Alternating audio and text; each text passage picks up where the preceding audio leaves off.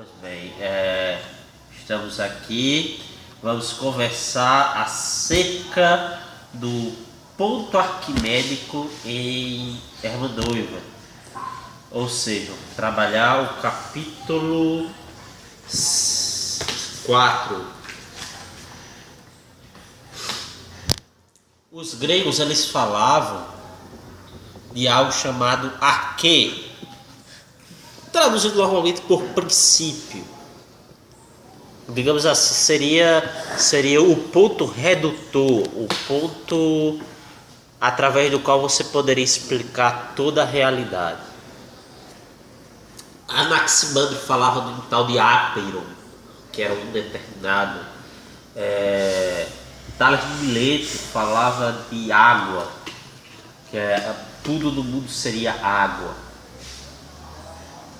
Quer dizer, seria todas as coisas seriam reduzidas a esse princípio, pelo qual não poderia ser reduzido por outro.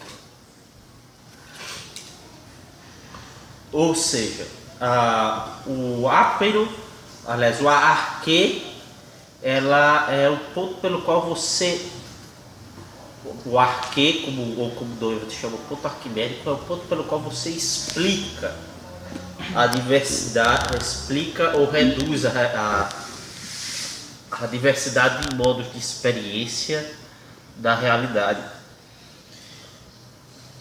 Serviria como ponto físico. No caso, o pensamento, digamos assim, o ponto arquimediano, ele tem papel de explicar a origem. Digamos assim, o ponto arquimédico ele vai dar, como ele dá a origem das coisas, ele explica previamente, digamos assim, qual é a composição essencial de todas as coisas. Por meio dela você cria a ideia de totalidade e significado, ou seja, você consegue reduzir mais ou menos a sua experiência a um determinado ponto.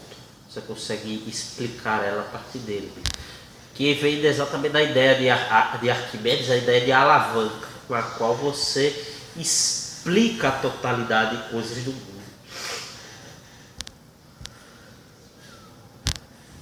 Como Doivo trabalha a questão do significado, ele vai dizer o seguinte: o ponto arquimédico é o ponto de origem do significado, que ele também chama de Urvesen, ou seja, o ponto que você escolhe como ponto de origem de todas as coisas é o ponto pelo qual você irá explicar todas as coisas, que será o ponto pelo qual você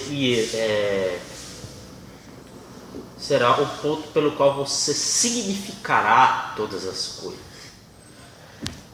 Por exemplo, você pega, qualquer tipo de ideologia. O que o marxismo diz? O marxismo diz que a história humana pode ser resumida em luta de classe. Quer dizer,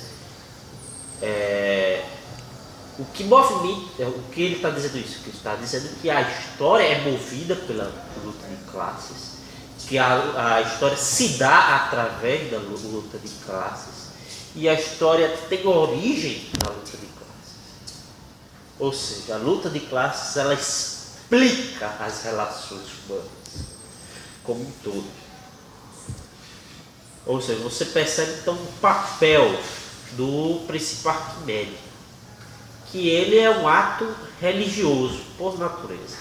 Quando, por exemplo, você vê Descartes, Carlsberg vai explicar isso. Descartes como ele não tinha Deus como o ponto de origem, o ponto arquimédico pelo qual ele iria explicar a totalidade da realidade criada, ele escolheu o ego enquanto pensamento. Só que ele não percebeu que isso é uma escolha religiosa, porque você sabe que no discurso do método ele chega a um ponto que ele não consegue ligar o objetivo como subjetivo. E Deus aparece como, digamos assim, um argumento emergencial para ligar a pessoa ao mundo. O problema, digamos assim, mais preeminente no discurso do método é que Descartes não percebe que, apesar de que o ego pensa, o ego não é resumido ao pensamento. Quer dizer, como você sabe que determinada cadeia de pensamentos pertence ao mesmo ego? É porque o ego como o Dois vai dizer, é um ponto fixo. É o ego que pensa. O pensamento é um resultado do ego. Não uma justificativa, uma prova da existência do ego. Na verdade, para que possa existir pensamento, tem que existir o ego. Para que se possa falar em pensamento, você tem que primeiro falar em ego. Ou seja, você tem que falar do sujeito e da ação do sujeito. Quer dizer, Descartes não percebe que essa ação de escolher o ego como ponto de partida, como ponto arquimédico, na verdade é uma escolha preeminentemente religiosa. Ela não tem. Dois vai discutir exatamente isso.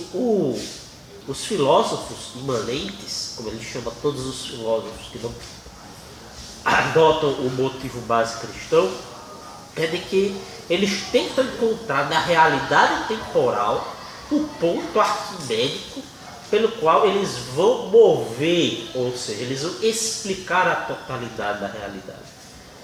Só que Doivre defende exatamente a perspectiva contrária, que esse ponto arquimédico não está dentro da realidade temporal, ele está fora, é supratemporal, que é o ponto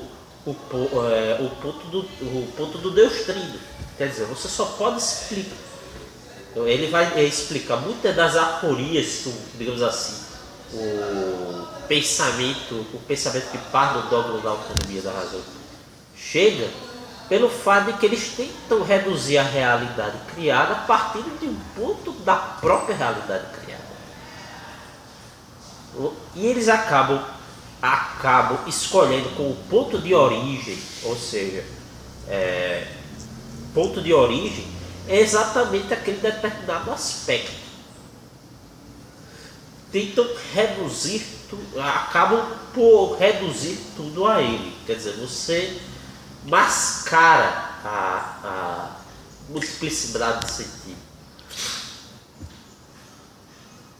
O que Doivre vai dizer é o seguinte, é de que o ponto arquimédico ele tem que ser encontrado fora da realidade criada para que você possa explicar a totalidade da realidade criada. Porque só assim, porque é o seguinte, você imagina Arquimedes disse que dê-me um ponto fixo e uma alavanca que eu moverei o mundo. Só que fica por assim dizer, implícito, que o ponto de apoio tem que estar fora da própria Terra. Ou seja, você tem que encontrar um ponto de apoio fora da Terra para que assim você possa alavancar e mover a Terra. O que o pensamento imanente, segundo Doivre, faz é exatamente tentar procurar o ponto de apoio exatamente no objeto a ser movido. Doivre ele fala de 3 requerimentos que um ponto arquimediano ele deve possuir. Ela, primeiro, não pode se divorciar do eu subjetivo. Quer dizer, ela não pode anular você, porque é você que irá pensar ela. Por exemplo, quando você pega o argumento de Alvin Plantinga, o argumento naturalista contra a evolução, ele diz o seguinte: se nós cremos no naturalismo, no seu sentido, digamos assim, mais radical, nós devemos crer que os nossos mecanismos pensantes, eles não são feitos para achar a verdade, e sim para sobrevivência, reprodução e coisas desse tipo. Ou seja, partindo do naturalismo, por que eu deveria confiar nos mecanismos do meu próprio pensamento? Você percebe que entra numa aporia. Você acaba elidindo o próprio sujeito pensante. A segunda é o ponto arquimédico, ele não pode se divorciar da lei concêntrica da existência do ego. Ou seja, o ego ele não é um universo de coisas, ele é mais ou menos como um ponto sólido. Ponto sólido. Ele não pode ser, digamos assim, fragmentado como a modernidade o faz. O ego como se fosse uma construção, como se você estivesse construindo a si mesmo. A questão é que para você construir a si mesmo, primeiramente você tem que existir. E terceiro, ele deve transcender toda a realidade modal de significado e encontrar-se na totalidade e unidade radical da segunda. Ou seja, nosso ego deve participar dessa totalidade. Quer dizer, eu não posso não posso arranjar um ponto arquimédico que explique tudo, mas não explique a mim mesmo. Quer dizer, são três requisitos que só o cristianismo consegue fornecer. Exatamente. Pode repetir os três de novo? Rapidamente. Deve obedecer. Primeiro, não pode divorciar-se do ego. Ele não pode elidir o ego pensante. Segundo,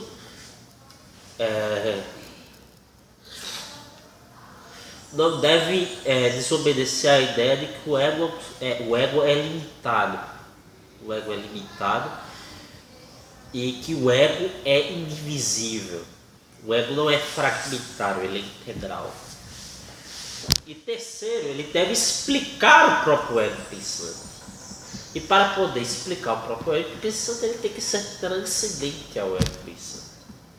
Ou seja, você não pode partir do próprio fato da existência da razão, ou como Doivon chama, a palavra, mecanismo lógico, não é. A palavra me fugiu. Não, porque Doivon não usa muito a palavra racional. Ele fala de mecanismo, mas parece que mecanismo analítico do ego. Que o ego faz a análise, ele separa, faz o trabalho teórico do ego. Quer dizer, ele não pode se ocorrer o que ocorreu com Kant. Você não pode explicar a realidade criada, a totalidade da realidade, por um princípio que não explique o próprio ego pensante. Ele não pode partir dos próprios mecanismos da razão, porque aí eu estaria partindo exatamente da ideia de que eu vou mover a Terra a partir de um ponto de apoio achado na própria Terra, que é em si um absurdo.